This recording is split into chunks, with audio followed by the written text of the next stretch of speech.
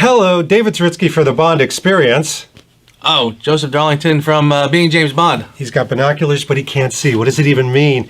We are back, and if you've seen some of these vlogs, we follow a particular pattern. This started from a conversation on the way to Washington. Yep. I mean, it's kind of amazing. Joe had a theory, and the theory is that each Bond actor's best film was their first film. And we said, right? It's a theory. Tends to be, yeah. Tends to be. We figured we'd test it. We'd watch all 6 movies that obviously starred the Bonds and then really evaluate, are they the best? And I don't know if you can see above me, but based on the binoculars that he just had, we're in front of The Living Daylights. Yep. Timothy Dalton's first film. Yep. Now, you got to kind of take us back a little bit. What's the first time you had a connection to this film? Saw it, felt it? Yeah, I was pretty in Bond mode at this point. Right. So when this film came out, I rushed out and see it. I saw this one a couple of times in the theaters actually, way back when. Really? Yeah. So you were hyped for this? In fact, I even cracked up my car on the way into the parking lot because I was late on one of them. Getting to this film. Yeah, actually. See, so again, we differ here. So I don't even remember seeing this film. Really? I remember having an attitude about Timothy Dalton films. I wasn't too excited. Were you a Brosnan hopeful?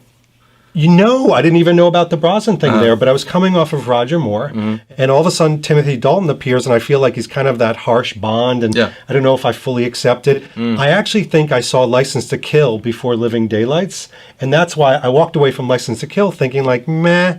So Living Daylights was always a little bit marred to me, but I kind of loved watching it again. Yeah. Talk to me about your perception of Bond and Timothy's portrayal. It's funny because I can easily... We grew up on nice guy Bond, nice guy Roger Moore. Yes. He was a perfect gentleman. He was always a nice guy. Yep. And then coming to Timothy Dalton, and again, if you've seen him in anything, does he have, is harshness a tough word? And intensity. Yeah. I mean, the one thing when you and I were watching the film is when he glares, he's like ripping right through you to the point where Joe and I kept saying the same thing. When he smiles, it's disturbing. Right. It's like, why are you smiling? You're creeping me out. I'm about to murder you. You do a great intensity face, but your happy face not so much. Yeah. But you were accepting of Timothy in this particular role. Yes, this was. Oh yeah. I loved the Roger Moores. By the time View to Kill came out, it was obviously kind of getting into the goofies where they tend to go. Right. After a while, and then again, like almost every time they get a new actor, they bring it back in and they start to refocus on what makes Bond. And honestly, I really feel like, boy, do they do it with this one. They did. The locations are beautiful. Yes. I mean, the story is fantastic. Again, they're back to the Russia, the Cold War thing, which again is pretty rare. In these first, they sort of get back to that. Oh yeah, wasn't Bond a Cold War guy? Right. So let's talk about that.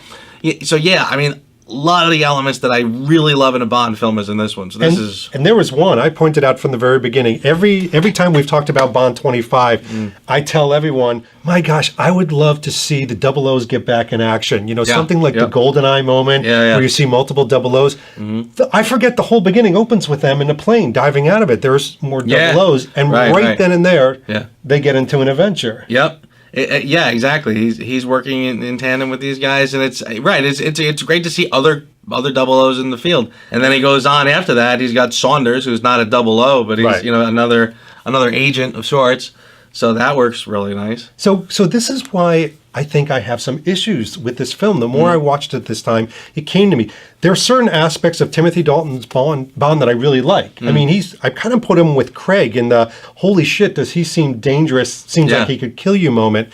But then I've got these wonderful locations. I've got Bond motions. He's on a mission, which I don't want any kind of daddy, son, brother type BS to go on. So I have my wish list going. Then all of a sudden, I think I even turned to you at one point. I said, Joe, who's the bad guy in this movie? Right. And you're like, oh, there's Whitaker, and then there's the other guy, and then there's Gorgie, and I'm like, they kind of cover all the bases. But they're not great bad guys. Yeah, they kind of go for quantity over quality with this one. Again, they have, and it's funny because I like Koskov I feel like when I'm watching him, I'm enjoying watching his performance. Right. But then as a Bond villain, it's like, well, he doesn't have that punch.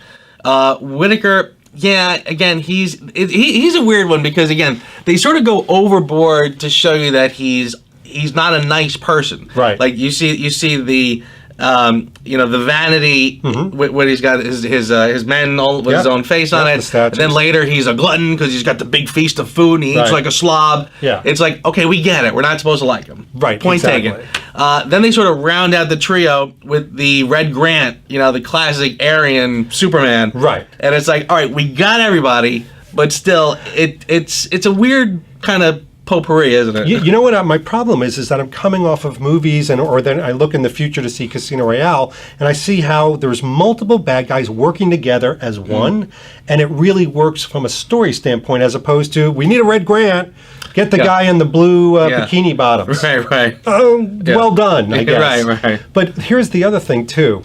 We got to talk about it. What did you think of the Bond girl, Cara? I've always liked her.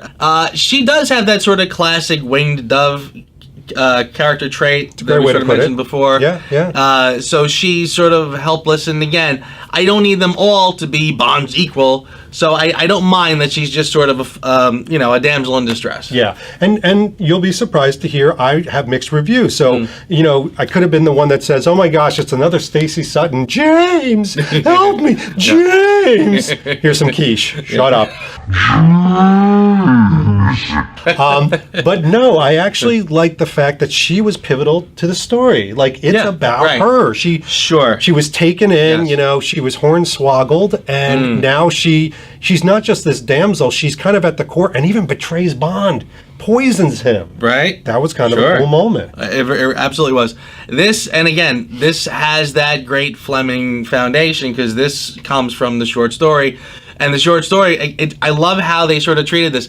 The short story was basically the part with the sniper. It was her with the sniper rifle. Bond, in the short story, it's kind of almost more about how Bond sort of spends his day leading up to the event, but his mission was to take out the sniper. Exactly. And he sees that it's a female sniper, and he knows something is not right, so he's not going to go for the kill. So they took that and said, okay, where did this come from? Why did this happen? And whatever. And what they come up with, I think, is really great. So yeah, you're right. I like how they used her in this, and she is integral to the story. Yeah, and we got to talk about it because we mentioned it while we were watching it. The score here. I mean, John Barry is back in a big way, and it feels, sounds, and has that emotional connection of a John Barry score at all the right moments. Absolutely. Were you impressed? This is easily one of my favorite John Barry scores. I mean, this is probably, honestly, my most listened to soundtrack. Yeah. The one that I will just pop in. I mean, even back in college, I remember a lot of days walking across the college campus with this playing in the Sony Walkman. Although too much of the Milkman music. That Milkman music? Where is every monkey bald? Is every monkey bald? I'm like, what lyrics is that? Is that from Gibraltar with those stupid monkeys? I don't know the words. I hate it. But I love everything else about it. And we're back to the Bond theme. Yeah. The one thing I've always pounded against Craig's films is like, I swear to God, it's like, Bond themes in Craig's films are like these beans that you're like starving, cutting in half. Yeah. It's ridiculous. Right? I mean, it's funny because in Casino Royale, I mean, you understood this was sort of pre-Bond, so we're going to get up to the Bond theme. Okay. You thought once we got there, we'd have it again. Be littered. Right. But they sort of have realized, well, Casino works so well, we can't break out of that formula now. Yeah, which we'll see what they do in Bond 25. Now, we've got to talk about, because I don't know if you've seen some of the other vlogs, we've talked about this aspect, because the cool thing about Bond is they're not just movies, they're historical moments in time of filmmaking, and they really are. And we talked about, obviously, Dr. No and On Her Majesty's Secret Service, Live and Let Die. We've got to talk about 1987 PC. Now, there were some interesting moments of kind of harshness in this movie. Do you recall them? I do.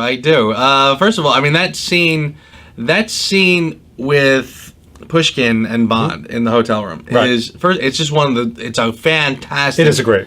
Yeah, I mean, it is absolutely amazing. But yeah, he gets a little rough with the girlfriend there. He does. And, he uses her as a sexual distraction, which, by the way, is it the first and last time we actually see, I'm going to say it, nipples? A little side nip there, yeah. And it's not left to the imagination, but Yeah. it works as a distraction. It certainly does. And interestingly, this is a PG film. All the Bonds right. after this have been pretty And there were much some dark PG-13. moments, too. Yeah, Some- it's right. It is a little rough for a Bond film. Those fight scenes are, I think, pretty rough for what we had seen up until this point. Now, was Bond in this, was he misogynistic? Did he try to take advantage of Kara in any way? There was a little moment on the Ferris wheel, but I thought that was lightly romantic and little quips here and there. Yeah, I found that to be fairly perfectly reasonable, frankly. I mean, it's just a guy on a date. Somebody's got to make the first move. And by the way, when he lands on the boat in the beginning, I know that he's gotten a couple PC slaps for that, but she's the one that offers him to stay. Yeah, I She don't says, know what's "Join PC me about for a that one. drink." Right? I don't know. I don't know what everybody's gonna fault with that one. He don't was know. invited to stay, and he chose to. By the way, badass cordless phone that she has. Right? Seriously, It's points for There's a that. sign of the '80s. And speaking of phones, we've got to talk about the look of the film. So before we get into his look, I think the film looks good. I think it looks, Yes. it's colorful. Yeah. When they go places, it's not muted. What did you think about the overall look of the film? There are shots. There are some scenes in this that are terrific. I mean, you mentioned as we were watching at one point that this has sort of an epic feel for a Bond film. Yes. And I definitely feel there was a lot of shots that were really well done to sort of give you that sweeping epic feel. That's a perfect way to put it. Sprawling, it's epic, it's sweeping, it's all those things. Yeah. And then we've got to talk about Bond himself. Go ahead, tell him what you want. If he fires me, I'll thank him for it. Whoever she was must have scared the living daylights out of her. The members only jackets. The off the peg suits, the big chunky sweater. Yeah. I will say, I'll go first here. I don't think this is the best Bond look. I think he has some good moments. I do like Dalton's hair better in this one than License to Kill. He didn't have that Dracula widow's peak like he had in the second outgoing that he had.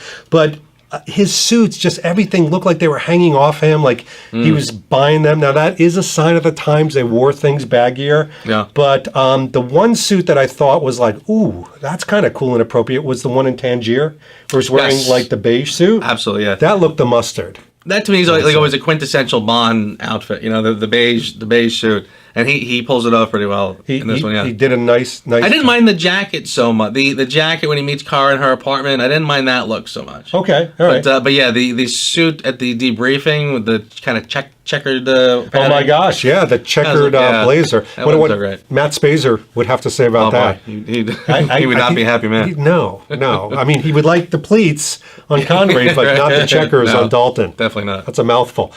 All right, so we got to round this out because, this was a theory invented by Joe, so we always let him finish first. Out of the two Dalton films, is this Timothy Dalton's best one? Far and away. Ooh. Far and away. I know License to Kill is one of those. You kind of love it or hate it. I was never a fan. I kind of feel like it was always an exaggerated episode of Miami Vice and not James Bond. And it just has a TV movie kind of feel to it. It never really worked for me. But Living Daylights, that's the one. That's got the secret sauce. Everything I want in a Bond film. I want beautiful. The shot when they are on the horse-drawn carriage coming into Vienna. Oh, that to me that's James Bond right there. Yes. You cannot get better than that. That to me is absolutely amazing. And John Barry scored that perfectly because Yes.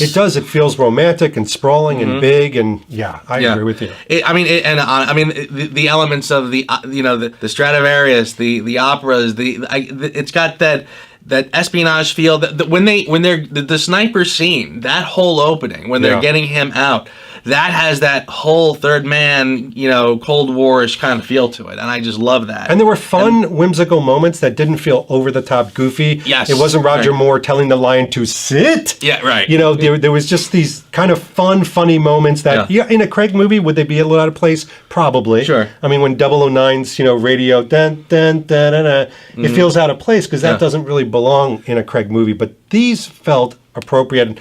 I agree with you. For me, this was easily Timothy Dalton's best. I think License to Kill. Yeah. It's interesting. I've warmed to License to Kill over the years, but it's still not one of those where I'm going to say, you know what, I'm in the mood for a Bond movie. I'm going to go put on License to Kill. Will never happen. Yeah, exactly. Yeah, it's again, like you said, Sex and Pizza, a Bond movie, a bad one is still great. That's right. But still, not one of my favorites. By the way, that quote is a Bond film is like Sex and Pizza. Even when it's bad, it's still good. Because they're going to be like, what do you mean Sex and Pizza?